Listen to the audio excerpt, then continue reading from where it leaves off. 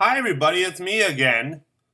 Welcome to part 2 of chapter 11. Woo! Today we're going to start talking about where does light come from? How do I calculate the energy of light? Okay, so first off, where does light come from? Well, an electron receives energy and becomes excited. I'm going to describe this using my world famous analogies. Let's use you guys for example. There's two kinds of states out there. There's ground state and there's excited state. Now, ground state is when something is at its lowest possible energy. That's like you guys laying in your bed. And an electron likes to be at ground state. Their bed is when they're close to the nucleus. They're orbiting like right by the protons and neutrons, just really close to the nucleus. Now, every once in a while, an electron receives energy and becomes excited, meaning that it jumps up to a higher energy level. It's like partying. It's like, yeah, go, go, go, go. Awesome, awesome, awesome. Okay? Eventually that electron is going to crash back down because you can't party forever. You eventually have to go back to your bed and sleep through the night. So energy is released and a light photon is fired off when an electron goes from a high energy level back down to ground state. Okay, I'm going to leave this slide up here just so you can feel free to pause it and read over it. But now I have some images that I'm going to show you guys that talk more about how an electron goes from the low energy up to high energy and what happens with the releasing of energy and light. Okay, so here's my really poorly crafted atom. Right here is the nucleus of the atom. And this first kind of circle, I guess, this round circle here, that's like ground state. That's the closest orbit of the electron next to a nucleus. Now, eventually, these electrons get some energy and they rev up. They start partying.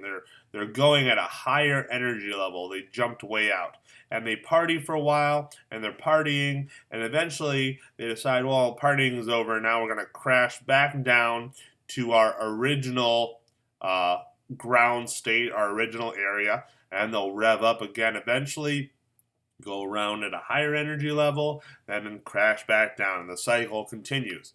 And then here's another picture for you of a lithium atom. This one's already at an excited state. Okay, it's really partying. It's partying for a while. And then it decides, well, now it's time to crash. And in that crashing process, as it goes down to lower energy, it releases, in this version, a red light. So a photon of red light. Now, what we are going to try to calculate today is how much energy would this red light, this red photon of light, give off. Okay? All right. Now, each element has a very specific fingerprint of colors. That's based on when their electrons crash back down. Okay, so the only thing that's really important on this slide is right here. Okay, these fingerprints, they're called spectras. So each element has a spectra of colors, depending on how far their electron has fallen, whether it partied at level 6 and went down to ground state, or if it partied at level 4 and went down to ground state. Each level would give off a different color, whether it's red, green, blue, okay? And on this slide right here, these are spectras for certain elements. So hydrogen, when its electrons are partying and they decide to crash back down, they give off a red light, they give off a greenish blue light, they give off a dark blue, a couple purples. Helium gives off some reds, yellows, and a couple bluer and purples. Neon has a whole bunch of reds, oranges, and yellows, and a couple greens. But notice, no purples for neon. It's different than hydrogen and helium. Let's just do one more. Argon. Let's do this one right here. Argon has a whole bunch of different colors. It has blue, purple, green, yellow, red, a little bit down here. Okay, and I do want you to notice that each element has a different color spectrum. They're like fingerprints. They say that each person's fingerprints are different than everyone else's. So each element's fingerprint or spectra is different than any other elements. Okay, so all hydrogen would have this kind, all helium have this kind, lithium would have this, neon would have that. And you might be saying, well, that's sort of cool that they give off those kind of colors, but what's the importance of it, or why would I need this? Is it just something fun that they decided to use, or what? And my answer to that would be, well, think about NASA, the outer space planet people. Well, what they can do is they can point their equipment at far off distant planets or moons or anything really. And what they try to do is they look for these different spectras. Maybe they're trying to find a planet that has oxygen, or maybe they're trying to find a planet that has the color spectra for water, which would be like the two hydrogens and an oxygen. If they can see those patterns based on spectras, they would be like, oh man, let's go check out that planet. That planet potentially could have water on it. This planet could potentially have oxygen on it. And that might be something very interesting to check out, to see if there's any alien life on there, or if we would want to try going out there and seeing if we can live out there. So that's the main purpose for NASA using these spectras. Okay? All right. Now what I want to talk about is something that was once a big debate, and is light a photon or is light a wave? So the two guys I'm going to talk about are Max Planck and Albert Einstein. I'm barely going to touch on them. I'm more interested in their formulas that they came up with. So the first guy I'm going to talk about to you guys is Max Planck. Max Planck came up with this formula right here, this E equals HV formula.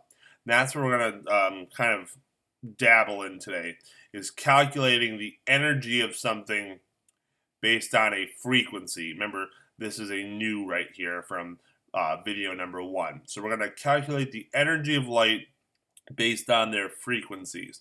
Now you might be saying, well, what is this H here? We haven't discussed H yet. And I will tell you in a second what H is.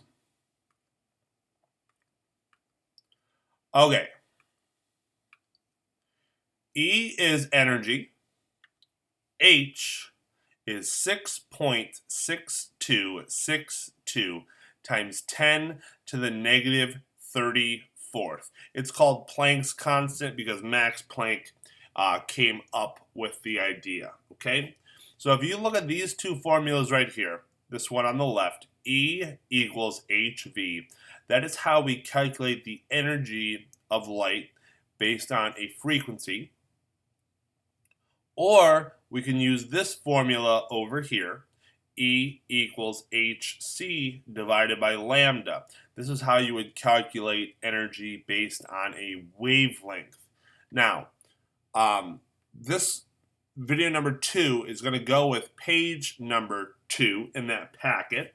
On page 2, you will see this formula. That's there for you. So is H. H is already given to you. But the formula on the right is not on that paper. If you would like to add it, you can. Just simply write down this formula. It might help you out. I'll leave this slide up here, or you can even pause me for a second to just write that down on page 2 of the packet for chapter 11. Now let's try calculating some energies based on either frequencies or wavelengths. So this first one here says, find the energy of red photon with a frequency of 4.57 times 10 to the 14th hertz. And what we're going to use is this formula right here. All right, so what were we given? Well, I don't know energy. I'm trying to figure out energy. I know the frequency. That was given to me in the question right here. And I also know H, because H is always going to be this number. H will never change. H is always 6.6262 times 10 to the negative 34th. What I'm going to do is I'm going to take these numbers and I'm going to plug them into the formula. E equals h times nu. Well, h is this frequency from the question. Plug it in your calculator, and you are going to get 3.03 times 10 to the negative 19th J. Now, what is J? J is going to stand, come on. J is going to stand for, and I'm going to write it right here, joules. Now, I'm not talking like rubies, I'm not talking diamonds, I'm not talking sapphires. I'm talking joules like this. This is the unit for energy, not Jewel, joules, not that. That's bad. Okay? All right, so that's problem number 1, calculating energy based on a frequency. Just plug the numbers in, times them together, and then that's it. Now let's try to figure out the energy of a photon with different wavelengths, okay? So let's try this first one right here.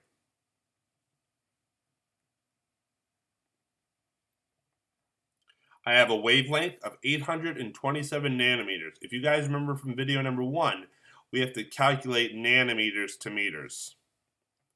I can easily do that. That's 8.27 times 10 to the negative 7th meters.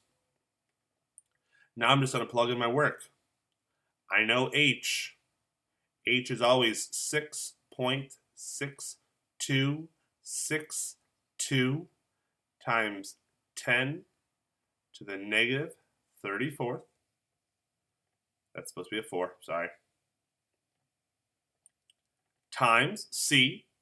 C never changes. That's 3.0 times 10 to the 8th. I'll even put these in parentheses, kind of break them up a little bit. That might help. And then I'm going to divide them by the wavelength we just calculated, which is 8.27 times 10 to the negative 7th. Okay? Let's try letter B. Letter B is we're going to calculate the energy of a wavelength. This time, though, it has 100 nanometers. Well, let's first calculate that. That would be 1.00 times 10 to the negative 7th meters. And again, just like up here, I know H. H is 6.6262 times 10 to the negative 34th. I feel like I'm getting slightly better at writing with this thing. You guys will have to let me know if I am or not. Now C is 3.0 times 10 to the 8th.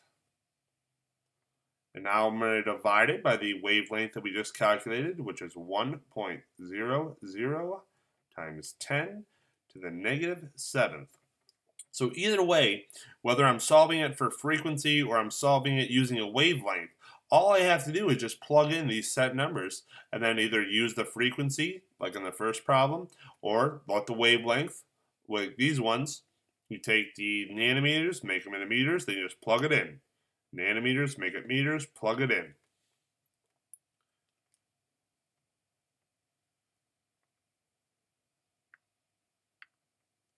If you did this one correctly, you should have gotten 2.40 times 10 to the negative 19th joules. And then letter B should have been 1.99 times 10 to the negative 18th joules. Actually, I feel like that should have been 19th. Something tells me that this should have been a 19th. Let me know in the comments. I think it's 19th. Should be negative 19th. All right.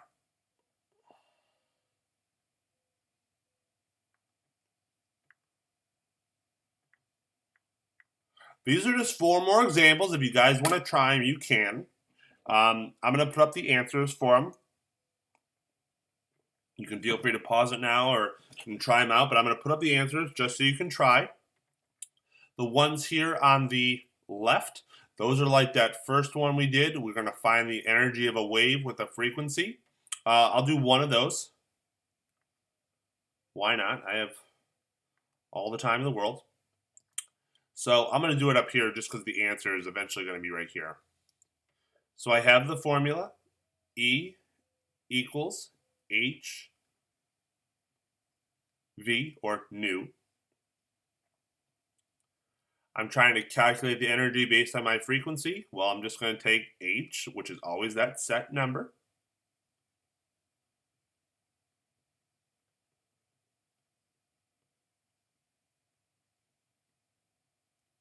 Okay, this should be 34th right here. Negative 34th, there we go. Okay, and then I'm going to just times it by my frequency, which is 5.4 times 10 to the 12th. Multiply those two numbers together. We'll see our answer in a second when I click through. This one over here, calculate, let's do this one down here. It says, what is the energy of a wave that has a wavelength of 580 nanometers? Okay, that's like what we just did a minute ago. I'm going to use E equals HC divided by my wavelength. H, 6.6262 times 10 to the negative 34th.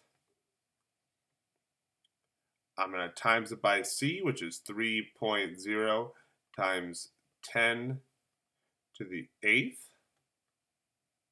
I'm going to divide it by my wavelength. Now I need to convert this from nanometers to meters, but I can do that. That's 5.8 times 10 to the negative 7th. Okay? And then you type it in your calculator, you're going to get an answer. Now this one right here, this one says, what is the wavelength of a wave that has energy 6.4 times 10 to the 19th? So this time I'm trying to solve for wavelength. Trying to solve for this one right here. Well, this is an easy fix. All I have to do is get wavelength by itself. In order to do that, wavelength would be equal to HC divided by E. You have all the numbers you need. You know H, you know C, you even know E. E is right here. Okay? Now what I'm going to do is I am going to put up those answers, what you should have gotten if you did them correctly. Oops. Oh, maybe not. Oh, I guess I don't have them. Well, that's okay. You can give them a try. I mean, this one you already have. If you just want to rewind it, you could pause it and just see the work I did here. This one we already did, just show the work here. This one I laid out the work to do it. Again, we'll just put that one back up there. This one you would take, your wavelength equals HC divided by E. Okay, again, we know H, we know C, we know E. And this one right here, I know I didn't do this one, but this one is going to be just like this one was. You're just going to use that E equals HV formula. You know H, you know V. All you have to do is just multiply them together, and you'll have your answer. Now, this is how you're going to do the second page on that packet. You're either going to have an energy and you're going to solve for wavelength and frequency. I'm going to give you a wavelength where you're going to solve for energy and frequency, or I'm going to give you a frequency and you're going to solve for energy or wavelength. If you guys have any questions, again, just email me, message me on Twitter, or comment in the video, and I'll be very glad to help. And I hope you enjoyed video number 2.